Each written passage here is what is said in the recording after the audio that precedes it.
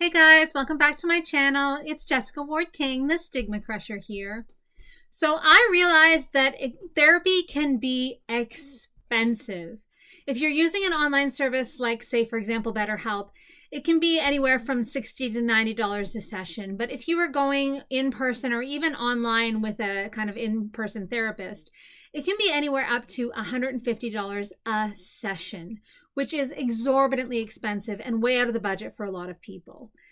And so for a lot of people, it can seem like, well, what can I do anyway to help my mental health? So I might as well not bother. It can seem really like an uphill battle and just not even worth the bother. But I'm here to tell you there are lots of things that you can do to help your mental health that don't cost a single cent. And today I'm going to tell you what 5 of them are. So the first one, and I'm not saying that these are going to be easy. First of all, let me preface this by saying none of these are going to be like super easy. They all require a little bit of dedication and a little bit of work to do. So don't come at this thinking that they're just going to be like one-stop fixes. But they're all cheap, free, and they are all doable. So the first one is exercise. And this is one I know, right? I know. And I'm trying to get better at this too. And this is one you can do. You can do an expensive gym membership. Yes, absolutely you can. But you can also do this completely without spending a dime. You can do this. This can be cardio. This can be weight training. This can be anything that you want it to be, anything that suits your body type, your lifestyle, that suits what your doctor wants you to be able to do. And remember, before you do any kind of exercise routine, before you start anything new, you do want to talk to your doctor and make sure that you're doing something that's right for you and for where your health is at right now. But whatever your doctor tells you to do, there is something that you can do. So whether that's taking soup cans out of your kitchen pantry and doing some curls, or whether that's doing some squats against your wall, or whether that's getting with a friend and going for a walk outside or in the mall or wherever, at your local, whatever, grocery store or superstore. Wherever you can go for a walk. If it's outdoors, even better because you get that outdoor experience. If you can go with a friend, even better because, as you'll see a couple of these tips down the line, getting that social experience is really good for your mental health. But even if you're going for a walk just by yourself, a couple of minutes a day, 5 minutes, 10 minutes, 15 minutes a day can really help your mental health. Just getting out of your normal routine, getting out of the house, going for a walk, or even staying in the house, watching your favorite show and doing some, as I said, some curls, some squats, whatever that looks like for you. And it doesn't have to get your heart rate up in order for you to get the benefits. It can be something really simple. So don't get really discouraged thinking that you've got to be out there every day getting your heart rate up in order to get the benefits of exercise. You can go a couple of times a week. You can start with 1 time a week and see some benefits. Just getting a little bit of activity into your daily routine starts to feel good in your body because you're doing something, starts to feel good in your mind. You're doing something good for your body. You're doing something good for yourself. You're taking some time out of your day for yourself to do something, and that's taking time for you, and that's good for your mental health. So just even starting with 1 time a week, and maybe after a couple of weeks, you start to feel a little bit good about it, you build to twice a week. Maybe you build to 3 times a week. You don't have to do a ton. As I said, it doesn't have to be for hours on end. It doesn't even have to be for an hour. It doesn't even have to be for half an hour. It can be for 10, 15 minutes. So don't get yourself all bent out of shape if you're not going to the gym and, hitting the pavement for hours on end. Just a little bit helps. So exercise is the first one. The second one, and this one might be a surprise because I've just talked about exercise and getting out of the house, but the second one I would recommend is mental health apps on your phone or your tablet, your device. So there are a variety of mental health apps, and I'm not here today to recommend anyone. I'm not sponsored by anyone. I'm not going to recommend any specific app. But there are a variety of mental health apps that you can use that have a variety of uses. So I use one that's super simple that just helps me track my mental health day in and day out. It helps me see when I'm starting to go in a downward trend. I can say, maybe this is time for me to call my doctor and start saying, I'm starting to head towards depression. Or if I start to see a super upward trend, I start to say, I may be heading towards mania. So that's what I will use one of them for. But there are apps that will help you with daily affirmations. They'll push notifications to your phone with daily affirmations that might help you if you are struggling with anxiety or depression. There are apps that are specifically for specific disorders, like obsessive compulsive disorder, for example, that might help you if you're ruminating. There are specific apps for anxiety, for depression, for addictions that will help you with different push notifications. There are apps that will help you with cognitive behavioral therapy techniques, which, again, spoiler alert, you'll see in another one of my tips, might be helpful for you if you are looking for another kind of way to help your mental health. So there are tons of different apps that you can use. If you try one and you don't like it, don't just throw your hands up and say, well, I tried the apps thing and it didn't work. Next, try a different app. There are so many with so many different ways of working, and different rhythms, different amounts of times they're going to push through to your phone, different settings that you can even use. Like, you may not like them pushing through notifications to your phone. You may like to go in and access it when you want to use it. So try the different settings, try the different apps, find one that you like. But apps can be super helpful because they can help you be mindful. They can help you make sure you take time out of your day to take care of your mental health. They can make sure that you are being mindful of your mental health, that you don't just kind of go through the motions day after day and don't take time out to think about how your mental health is behaving, how you are behaving, how, everything's working together. So mental health apps are the second one. The third one is, and I promise this one was coming, getting social. It can be hard to take time out to be social in these days, especially, I know it's September and, well, it's getting to be October by the time you see this, I guess. And, the back to work and back to school reality is ramping up and it's super busy. But it's getting to be holiday time. Thanksgiving's coming here in Canada and the States. It'll be coming soon enough, I'm sure. And parties are going to start, and that might not be your social scene. And so it might even be getting more difficult for you to get social because parties are coming and you're like, I don't want to go to parties. I hate parties. You may be more of the one or two people kind of type. That's fine. Getting social doesn't necessarily mean going to parties. If that's your speed, great, go to parties. But if it's not, don't make that an excuse not to be social. You can be social by going to coffee with one person, by inviting one person over for tea, for a games night. You can go, as I said, use that time to go exercising, go on a walk with one or two people.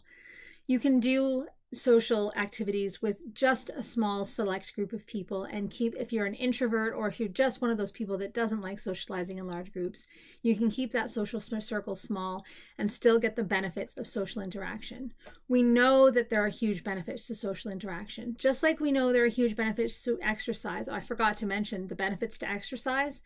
We know that the benefits to exercise last 12 hours after the exercise has even ended. So we know there are huge benefits to exercise. Benefits to social interaction, same thing. We know there are huge benefits on mental health to social interaction. When you take mice or rats, for example, and you deprive them of social interaction, their mental health, or at least the indicators of their mental health, as much as you can measure the mental health of a rat, I suppose. But the indicators of their mental health go way down. And it's the same thing with people. When you deprive us of social interaction, our mental health declines rapidly. And when you add social interaction into the mix, our mental health does improve. Even though sometimes our friends can be a pain in the butt, it does help us to have that social interaction. And so sometimes it's just enough to have Zoom calls with people or Skype or whatever client you're using these days. Sometimes that's enough. And if that's all you can get to, then that's all you can get to. And that's enough for you. But try to get that in-person social interaction as well. At least once or twice a week. Try to get in person with somebody that's not your immediate family, somebody outside of your immediate family, so that you can get some of that good social juices. It raises your endorphins. It raises your immunity, even though you're risking immunity by being with other people, as we all noted during the pandemic. It actually raises your immunity. It raises your endorphin levels, and it raises your mental health in general. So social interaction is the third one. The fourth one, and I alluded to this earlier too, is cognitive behavioral therapy techniques. So if you actually went to therapy chances are you would be learning some cognitive behavioral therapy techniques. Even if you went to a therapist that practiced a different kind of therapy, chances are you would still be learning some of these techniques, because these techniques are the kinds of things that you learn in therapy where they teach you about the way you think and the way you behave, and then tell you to take it home and try it out. So it's an experimental type of technique.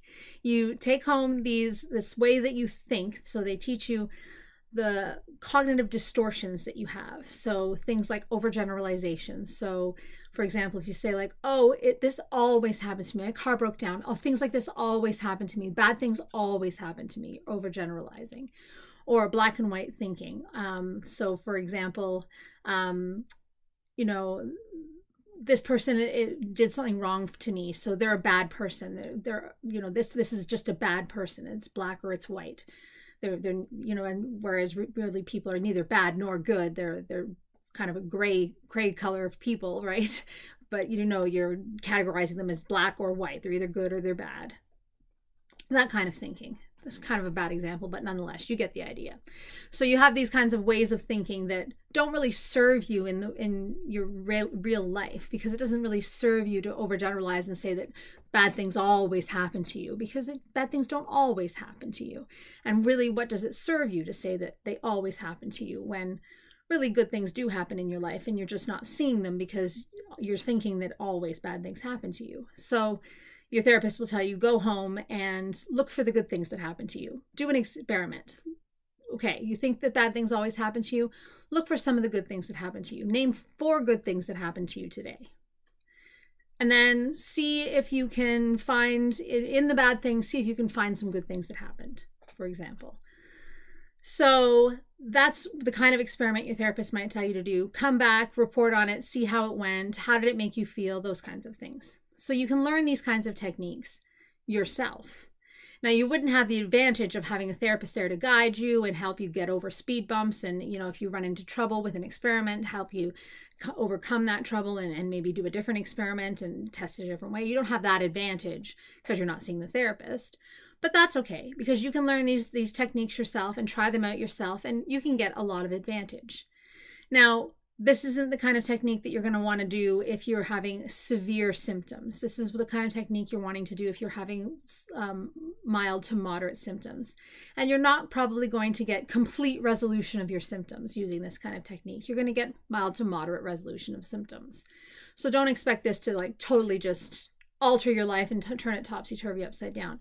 But it is going to help. So how do you do this? For free, go to the library. There are tons of books on this. This technique has been around since the late 70s, early 80s.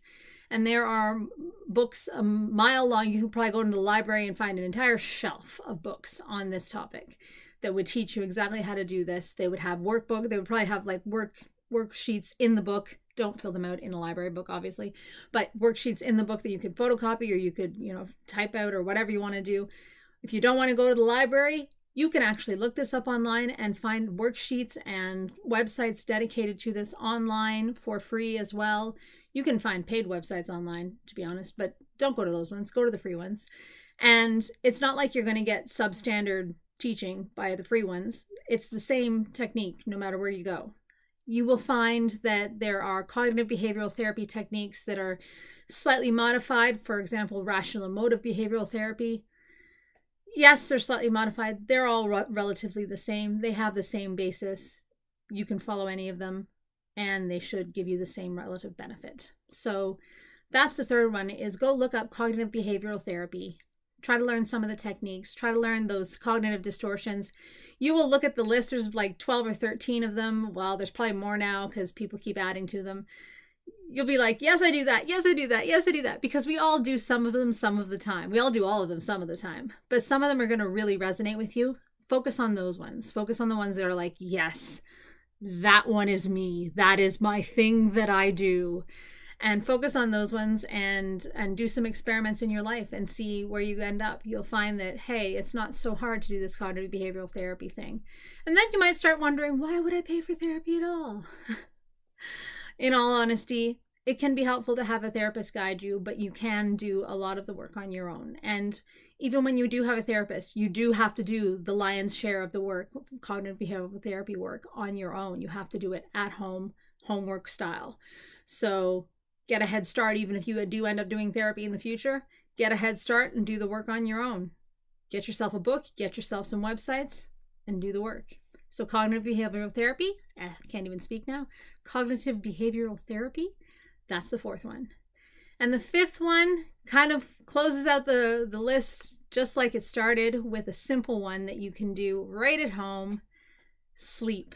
Sleep, I go on about it all the time because it's important to bipolar, yes, but because it's important to all mental health. You will find sleep symptoms in pretty much every mental illness, like the disorder lists. You will find symptoms of sleep in pretty much every mental illness that there is. So with depression, too much sleep or too little sleep is a symptom of depression. In anxiety, you'll find sleep disturbance as one of the symptoms. In obsessive compulsive disorder, which is an anxiety disorder, sleep disturbance is one of the symptoms. In bipolar disorder, sleep disturbance is definitely one of the symptoms. In fact, it's one of the causalities, and the list goes on and on and on. Sleep disturbance features in a lot, if not all, of the disorders. So sleep is important to mental health. And even if it doesn't feature in the actual list of symptoms for your disorder, it's important for your mental health, whether it's part of a mental illness that you may or may not have or not. Because we know that without sleep, without good quality sleep, your mental health suffers. So how do we get good quality sleep? Sleep hygiene is super important. Sleep hygiene means things like making sure that you are in comfortable clothes. So that means whether that's sleeping in the buff, we don't judge here, or whether that's sleeping in like super loose, cool, comfortable clothing. Whether that's having your bedroom at a comfortable temperature, so not too hot, not too cold. This time of year, I love having my window open slightly, but my partner finds it too cold, so we have to strike a happy balance. Making sure that you're like, again, it's all temperature, so making sure that your covers that you have enough like of blankets and comforters and whatnot, so that you're not too hot, not too cold. But it also means lighting, so making sure that it's dark. You need to have darkness in order to get good quality sleep. There are actually receptors in your eyeballs that can see through your eyelids, so don't think that just closing your eyes is going to solve this problem. They can see through your eyelids, and they detect light. And when they detect light, they think that you should be awake. And when they do not detect light, they think that you should be asleep. And these are the little buggers that bugger up my bipolar. So when they detect light when I'm traveling, for example, and they think that I should be awake, and that's what will cause my mania to spike when I'm going traveling, and depression to spike when I'm coming back home. And so I know very well about these little detectors in my eyeballs. So they're there, they work very well. And so if you have a room that is not going to be dark enough, so if you have a partner that likes to sleep with the light on, first of all, tell them don't.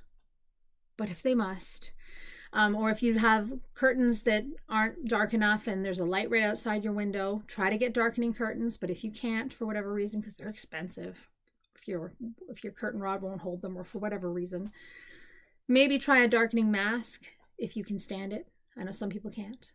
But try to get it as dark as you can in your room is my point. And if you can't get it dark in your room, try to make it dark by darkening your eyes somehow.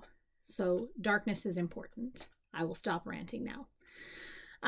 Another feature is the time that you have to sleep. Now, I know a lot of people are like, but I can't get to sleep. Yes, but you've got to train yourself to sleep. And in terms of timing, that's going to bed at the same time and getting up at the same time every single day. Yes, even on weekends. I know I am not a popular person right now. I know how hard it is to not sleep in on the weekends and not stay up late on the weekend. I know, because you're tired. But the thing is, if you get good sleep hygiene and you get enough sleep during the week, you don't get so tired on the weekends, and there's not so much pull, so much draw to sleep in on the weekends because you're not so tired, so you don't need the extra sleep. It's still nice to sleep in. I know, because I still do it sometimes and I shouldn't, and I know.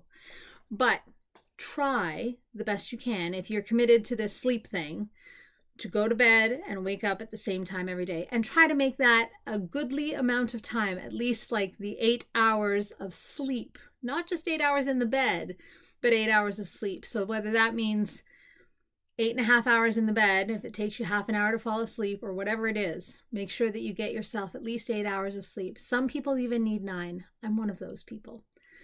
Now, I know, again, it's not popular because there's not enough time in the day, and sleep gets to be the last thing that gets thrown out the window when there's not enough time in the day, and you've got to get the kids to bed, and you've got to get everybody everywhere they need to be, and finally you fall into bed at 11:30 at night and you have to be up at 6 in the morning. I know. I get it. I'm a busy mom too. But sleep is so important to your general health, but your mental health as well. It's been worth it to me to prioritize. It honestly has. I also have to prioritize it because my medication makes me fall asleep, and I have to take it at supper time, and then I'm asleep by 9:30. But it's been worth it to me to prioritize, and it has helped a lot, I think, with my mental health. So I will get off my soapbox and I will stop ranting now, but sleep. Saved it for last, possibly the most important one, and I will get off my soapbox now. So I will recap now. The 5 things that you can do for your mental health right now that cost absolutely nothing except for dedication, unfortunately, and maybe a little bit of time, are exercise, mental health apps, the social aspect of life, cognitive behavioral therapy techniques on your own, and sleep. And there are other things that you can do. Absolutely. Things like mindfulness meditation is a good one. So if you can get into a mindfulness routine, a practice, I'm terrible at mindfulness, but that's okay because you can still be terrible at it and do a practice. And I'm still practicing. I'm trying. So you can do mindfulness. There are a variety of things that you can do. Think on it. Things that you can do for yourself. Things like taking a bath, a relaxing bath, things that relax you, self-care. So anything that falls under that umbrella of self-care is something that you can do for your mental health. Taking time for you, if that's painting, if that's playing with your kids, if that's playing a video game even. Some people say, oh, playing a video game is rotting your brain. If that's something you can do for half an hour for yourself for self-care, do it. That can be good for you. So there are a variety of things that you can do that are free, that just take a little bit of time. Take the time for you for your mental health. It doesn't have to cost you anything. It doesn't have to be therapy, and you can do it. So take care of yourself. I will see you in my next one. Bye, guys. StigmaCrusher.